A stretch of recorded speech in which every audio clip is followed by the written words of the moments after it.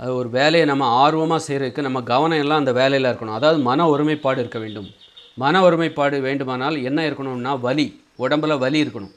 அந்த வலி இருந்தால் மன ஒருமைப்பாடு தானாக வந்துடும். நம்ம உடம்புல வலி இருந்தால் நம்ம உடம்பை பற்றி தான் நம்ம யோசிப்போம். வெளியில் உள்ள விஷயத்தெல்லாம் யோசிக்க மாட்டோம். உலகத்தில் உள்ள மற்ற விஷயத்தெல்லாம் யோசிக்க மாட்டோம்.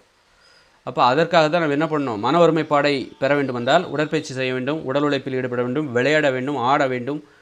இந்த மாதிரி நம்ம வீட்டை நம்ம தூய்மை செய்கிறது, துணி துவைக்கிறது, சமைக்கிறது, இதிலெல்லாம் உடல் உழைப்பு இருக்குது. உடல் உழைப்பின் மூலமாக உடலில் வலி ஏற்படும். வலி மன ஒருமைப்பாட்டை தரும். வலி இல்லை என்றால் நீங்கள் உடற்பயிற்சி செய்யவில்லை, உடல் உழைப்பில் ஈடுபடவில்லை அப்படின்னா உங்கள் உடம்புல வலி இருக்காது, உங்களுக்கு மன ஒருமைப்பாடும் இருக்காது, உங்களால் எந்த வேலையும் சிறப்பாக செய்ய முடியாது.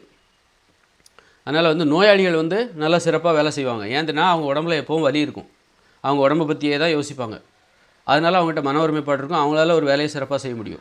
இப்போ ஆரோக்கியமாக இருக்கிறாங்கல்ல, எந்தவித நோயுமே இல்லைப்பா, ஆனால் உடம்புல வலி இல்லை அப்படின்னா அவங்களுக்கு மன ஒருமைப்பாடு இருக்காது. அவங்க கூட அப்போ அவங்க நோயாளியாக மாறணுமா? ஆரோக்கியமாக இருக்கிறவங்களுக்கு உடம்புல வலி இல்லைன்னா மன ஒருமைப்பாடு இருக்காது. அப்படின்னா வலியை பெறுவதற்காக அவர்கள் நோயாளியாக மாற வேண்டுமா என்றால் தேவையில்லை.